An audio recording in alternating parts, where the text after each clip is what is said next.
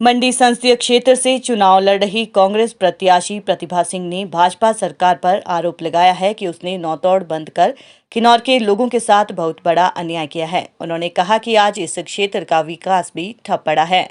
उन्होंने कहा कि भाजपा का महंगाई और बेरोजगारी से चोली दामन का साथ है। ये सरकार गरीबों की नहीं, पूंजीपतियों की है, जिसे आम लोगों की कोई चिंता नहीं है। आज किन्नौर के अनेक स्थानों में अपनी चुनावी सभाओं को संबोधित करते हुए प्रतिभा सिंह ने कहा कि आज उनके बीच प्रदेश के पूर्व मुख्यमंत्री वीरभद्र सिंह नहीं हैं। उनकी कमी हमेशा खलेगी, पर उनके पास वीरभद्र सिंह के आदर्श और आशीर्वाद उनके साथ है। उन्होंने कहा कि वीरभद्र सिंह के सपनों को पूरा करना अब उनका मुख्य उद्देश्य है। प्रतिभा सिंह ने भाजपा पर लोगों को गुमराह करने का आरोप लगाते हुए कहा कि वे ज्वलंत समस्याओं से लोगों का ध्यान भटकाने की नाकाम कोशिश कर रहे हैं और लोगों की भावनाओं से खेलने का प्रयास कर रहे हैं। उन्होंने कहा कि लोगों ने अब भाजपा को सत्ता से बाहर करने का पूरा मन बना लिया है। इसकी शुरुआत मंडी संसदीय क्षेत्र से उनकी जीत से होगी।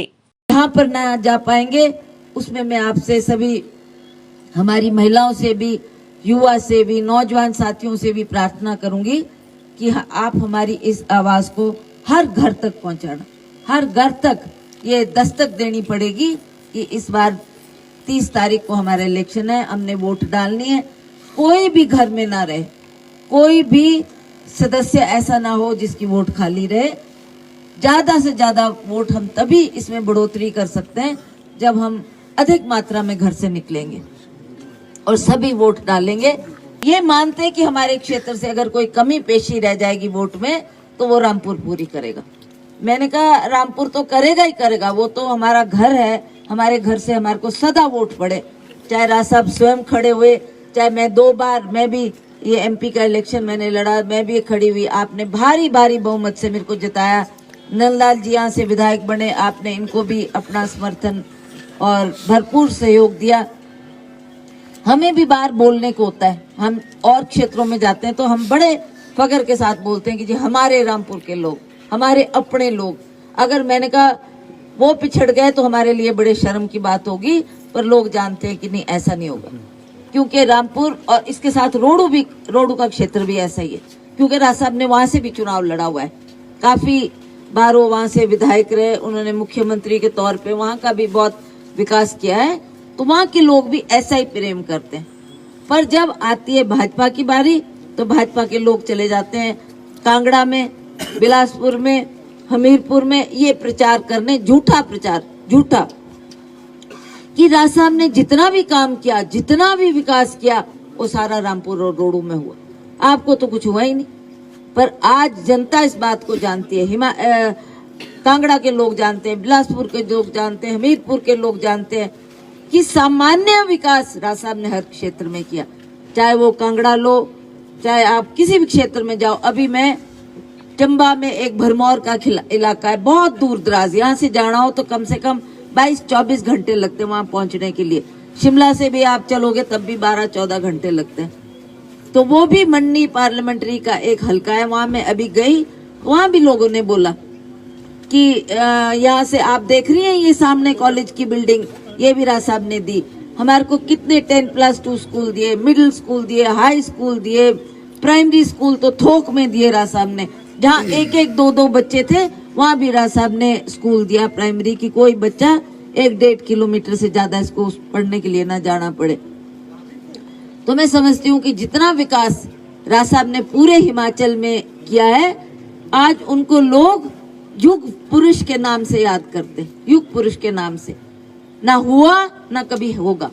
जैसे व्यक्तित्व राज साहब का था, जैसे ईमानदारी से उन्होंने, निष्ठा भाव से उन्होंने लोगों की सेवा की, बिना स्वार्थ के, बिना, अब तो अगर हम आएंगे ना आपके बीच में तो हम तो बोलेंगे मेरे को आपने वोट देनी तो अपने स्वार्थ के लिए मैं मांगूंगी, अगर आपसे हाथ जोड़ूंगी, आपका काम करूंगी तो मेरे को ये रहेगा भी मेरे को वोट मिलेगी। पर राज साहब ने कभी ऐसा नहीं सोचा, कभी नहीं सोचा कि इस मकसद से मैं लोगों के बीच में जा रहा हूँ या काम कर रहा हूँ कि मेरे को उसका फायदा हो। उन्होंने सदा निस्वार्थ भाव से लोगों की सेवा की। हम इसके साक्षी हैं, हमने घर में उनको देखा कि उनको ना कभी खाने की सुध थी, ना कभी सोने का टाइम था, किसी चीज के लिए वो अपना ध्यान नहीं रखते थे। भगवान भरोसे, ईश्वर भरोसे, ईश्वर ने उनकी रक्षा करी, माता भीमा काली ने उनकी सदा रक्षा करी। पर अगर राज साहब को बस चलता तो 24-24 घंटे भी लगे रहते काम करने। जिस इंसान ने रात को 2-3 बजे सोना, उसने सुबह 5 बजे उठ जाना। आपके थैली चकटी के गनमैन थे उनके साथ जातीराम जी, जीवनुराम जी, वो इस बात के साक्षी हैं। उन्होंने भी देखा हुआ राज साहब को वैसे काम करते हुए। तो राज साहब वो व्यक्ति था जिसको ना भूख थी, ना प्यास थी, ना नींद थी, पर एक जुनून था कि मेरे को अब हिमाचल के लोगों का काम करना है, सेवा करनी। आप सच मानो, कभी जब वो बहुत थक जाते थे तो मैं उनको कई बार बोलती थी कि राज साहब थोड़ा आराम कर लो बिस्तर में। मेरे को बोलते थे आपको पता नहीं दिन आराम करने के लिए होता है, दिन तो काम करने के लिए होता है। मतलब उनको तो उनको ऐसा लगता था कि मेरा एक एक जीवन का एक एक पल, एक एक क्षण जनता की सेवा के लिए लगे, और उन्होंने उस भाव से सेवा भी की। 60 साल बहुत होते हैं अपने जीवन के 60 साल जनता की सेवा में लगाने। पर माता भीमा काली की कृपा से, लोगों के आशीर्वाद से उनको बहुत कुछ मिला। इतना सम्मान पूरे भारतवर्ष में मिला। केंद्रीय में वो मंत्री रहे 2 बार, पहले रहे, बाद में स्टील मंत्रालय, अभी पिछली बार जब यूपीए की सरकार थे तब बने। बहुत बड़ी पोस्ट होती है ये, बड़े ऊंचे पद पे रहे। फिर श्रीमती इंदिरा गांधी जी जब प्रधानमंत्री थी तो उन्होंने उनको यहाँ का कार्यभार संभाला कि नहीं आप अब हिमाचल जाओ, हिमाचल का आपको मुख्यमंत्री बनाना चाहते हो। तो उसके बाद राज साहब ने हट के नहीं देखा, फिर भी उन्होंने उस लगन से, उस मेहनत से हर क्षेत्र में जो कमियां थी, चाहे सड़क बननी थी, चाहे स्कूल बनना था, चाहे स्वास्थ्य सुविधाएं देनी थी, वो सब काम उन्होंने किया। चाहे वो वहां पहुंच पाए या विधायक के द्वारा उनके कान में आवाज पड़ी, जनता के द्वारा उन्होंने मांग रखी कि राज साहब ये कमियां हमारे क्षेत्र में, तो वो तुरंत उसका अनुसरण करते थे और तुरंत उसको अनाउंस कर देते थे कि ये मैंने लोगों को दे दिया।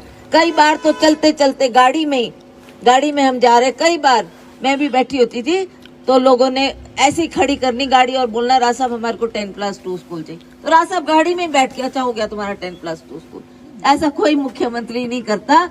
और इस तरीके से घोषणा उन्होंने की जिसके लिए उनको देवी देवताओं का भी बहुत आशीर्वाद मिला। जब राज साहब इतनी घोषणा कर देते थे तो अक्सर उनका जो फाइनेंस सेक्रेटरी था वो बोलता था कि राज साहब इतनी घोषणा आप कर देते हो कि हमारे को डर लगता है कि हमारे पास इतना पैसा है कि नहीं। तो राज साहब बोलते थे कोई चिंता करने की बात नहीं है, मेरे पास देवी देवताओं का आशीर्वाद है, माता भीमा काली बैठी हो देगी मेरे को पैसा। और कभी भी कमी नहीं हुई। तो ये साक्षात बातें जो हमने अपने आंखों से देखी।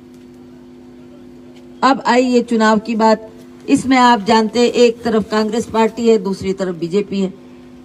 अब बीजेपी ने तो हर बार कोई नई बात आपके बीच में करनी। आपने सुना उस वक्त भी इन्होंने कहा हमारे को धर्म के नाम पे वोट चाहिए, राम मंदिर बनाना है तब वोट चाहिए, जाति के नाम पर इन्होंने वोट मांगा, क्षेत्र के नाम पर कभी बोला ये कांगड़ा है, ये ऊपर का हिमाचल है, नीचे का हिमाचल है, क्षेत्रवाद के नाम पे वोट मांगे। ऐसे कई षड्यंत्र इन्होंने रचे। और अब देख रहे हैं ये, अब जब ये उपचुनाव हुआ तो इसकी घोषणा हुई तो अब तो लगा कि अब क्या मुद्दा लेकर जाएं लोगों के बीच में। हालांकि इनके पास बीजेपी के सशक्त नेतागण थे। आपके पहले भी यहाँ से एमपी रहे महेश्वर सिंह जी, वो भी टिकट के दावेदार थे, वो भी चाहते थे मेरे को टिकट मिले। मैं पहले भी एमपी रह चुका हूँ, मैंने भी लोगों की सेवा की है। और भी कई लोग थे बीजेपी के शीर्ष नेता जो चाहते थे हमारे को टिकट मिलना चाहिए। पर बीजेपी ने सोचा कि अगर हम कुछ ऐसा नया मुद्दा लेकर आएंगे तो हमारे को एक नया शोषा छोड़ने को हो जाएगा लोगों के बीच में। तो क्या शोषा ढूंढा कि कोई एक्स सर्विसमैन ढूंढ लिया जिसने सेना में रहकर देश की सेवा की, देश की सुरक्षा की। ऐसे व्यक्ति को ढूंढ के लाए कि जी इन्होंने कारगिल युद्ध में भाग लिया। ये जो है ना हमारे विधायक, ये कश्मीर में थे, इन्होंने भी युद्ध में काम किया हुआ है। पर कहीं सुना इनको बोलते हुए कि मैं सेना में रहा, मैं ब्रिगेडियर रहा, मैं मेजर रहा, मैं कैप्टन रहा? कभी बोला ऐसा? कभी भी नहीं। जब उसमें रहे तो इन्होंने देश की सेवा की, बॉर्डर पर तैनात होकर रक्षा की है देश की। तो आज मैं ये कहना चाहती हूँ कि इस तरीके की बात करना वो तो ठीक है, जब सेना में गए तो वो हमारा कर्तव्य बनता है कि हम फौज में जाकर हम देश की रक्षा करने के लिए, जब भी जरूरत पड़ी सेना को तो हमको बॉर्डर एरिया में भी भेजते हैं, लड़ाई भी लड़नी पड़ती है। माँ बाप उस बच्चे के सिर पर कफन बांध के भेजते हैं कि बेटा तू जा और लड़ाई लड़, पता नहीं तू वापस भी आएगा कि नहीं, ऐसा माँ बाप सोचते हैं। पर फिर भी कितने बच्चे हमारे उस युद्ध में शहीद होते हैं। तो इन्होंने सोचा कि क्यों ना अब एक हम कारगिल के जो रिटायर्ड अफसर है उसको लाएं और उससे हम इलेक्शन लाए, उसको टिकट दे दिया। ये अच्छी बात है कि सेना का सम्मान हम भी करते हैं, इज्जत हम भी करते हैं। मैंने तो बार बार कहा कि हम 100 जन्म लेंगे तब भी हम सैनिकों का ऋण से कभी उड़न नहीं हो सकते, कि जो सेवाएं वो लोग देते हैं। हमने तो जो काम करना वो बैठ के घर में 4 दीवारी के अंदर करना, लोगों की सेवा के लिए बाहर जाना। पर जो देश की रक्षा के लिए हमारे बॉर्डर एरिया में जाता है उसको पता है कि किसी भी वक्त उसके ऊपर गोली चल सकती है, उधर भी बंदूकें इधर भी बंदूकें, तो कभी भी वो मर सकता है। तो ऐसे लोगों के लिए हम शत शत प्रणाम करते हैं, शत शत प्रणाम करते हैं, और उनको 1000 जन्म भी लेंगे तब भी उनका ऋण नहीं चुका सकते जो सेवाएं वो लोग करते हैं। पर उनको रिटायर जब हो जाते फिर लाकर राजनीति में लाना, उनके कंधे से बंदूक चलानी, ये बहुत गलत बात है जो भाजपा के लोग कर रहे हैं। अभी अगर हम कुछ ज्यादा बोल दें फिर ये बोलते हैं कि देखो जी इन्होंने तो अपमान कर दिया, इन्होंने तो सैनिकों के प्रति ऐसे शब्द कह दिए। जो कि आप जानते, जब राज साहब चीफ मिनिस्टर थे तो राज साहब ने एक्स सर्विसमैन के लिए, जो फौज से रिटायर होकर एक्स सर्विस आते थे मैन, उनके लिए उन्होंने बोर्ड का गठन किया, उन्होंने कॉरपोरेशन का गठन किया, इसलिए कि जो हमारे एक्स सर्विसमैन हैं उनको मैं क्या फायदे दे सकता हूँ। हर तरीके से उनका सम्मान किया, उनको रिटायर होने के बाद उनको जो भी मदद हो सकती थी। बरमाणा में ट्रक यूनियन है, एक ट्रक चलते, वहां सीमेंट के ट्रक चलते, उसमें भी उन्होंने कोटा रिजर्व किया एक्स सर्विसमैन के लिए कि ये सिर्फ एक्स सर्विसमैन को मिलेगा। और हर विभाग में, मैं तो सेना की बात इसलिए कर रही हूँ क्योंकि सेना की बात उठ के सिलेक्शन में ना, कि देखो जी हमारा जो कैंडिडेट है बीजेपी का वो एक्स सर्विसमैन है। तो ऐसे काम तो राज साहब ने सैकड़ों किए, सैकड़ों किए। अगर मैं आपको गिनने लगूं तो बहुत काम है। अभी एक जगह हमने और भी जाना, इसलिए मैं अब अपने भाषण को समाप्त करती हूँ। मैं आपसे ये निवेदन करूंगी कि बीजेपी के लोग आपसे वोट मांगने आएंगे, कम से कम आपने पूछना आपने क्या किया, क्या किया। कोई स्कूल खोला, कोई कॉलेज खोला, कोई सड़क बनाई, कोई स्वास्थ्य सुविधाएं दी, कोई और काम किया तो आप हमारे को बताओ।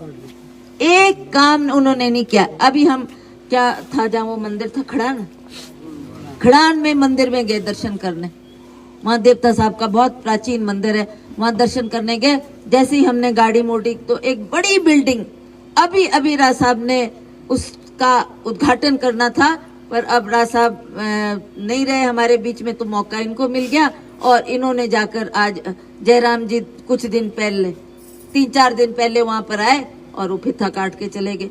बिल्डिंग राज साहब ने बनाई, पैसा उन्होंने दिया, स्कूल उन्होंने दिया, सब कुछ उन्होंने किया। एक नहीं, ऐसे सैकड़ों उदाहरण है जो काम राज साहब के किए हुए, पैसा उनका दिया हुआ, और उसका उद्घाटन आज सरकार कर, यही काम रह गया बस, और कुछ काम नहीं। आपने अपने मुंह से कभी ये नहीं बोला कि ये चलो हमारी देन है, हमने कोई सड़क बनाई, कोई स्कूल बनाया, कोई और काम किए, तो ऐसा कुछ भी नहीं है इनके पास बोलने के लिए। तो मुझे नहीं समझ आता लोग क्यों बीजेपी का नाम रटते हैं, जो इनके साथी है या इनके पार्टी के लोग हैं। कुछ किया होता। पर आज मुझे खुशी है कि आज हम जब क्या था ननखरी में थे तो वहां पर कई बच्चों ने, बच्चे मतलब कि भाई अच्छी अधेड़ उम्र के, उन्होंने भाजपा को छोड़ के वो कांग्रेस में शामिल आए। मैंने पूछा एक को, मैंने बोला क्या बात है बताओ तो, आप बीजेपी करते हो, क्या किया? कुछ नहीं किया। बोला ठगा ही ठगा हमारे को। तब हम वापस आ गए अब कांग्रेस में। तो इस तरीके की आज रुझान है, लोग इन बातों को समझते हैं। तो मेरा आपसे हाथ जोड़ के निवेदन है, देखो जिस व्यक्ति ने आज हमको पढ़ाया, हमारे बच्चों को पढ़ाया, हमारे लिए स्कूल दिए, स्वास्थ्य सुविधाएं दी, सड़कें दी, बिजली दिया, पानी घर घर में नलका था। मैंने भी वो टाइम देखा जब घर में नलके नहीं होते थे।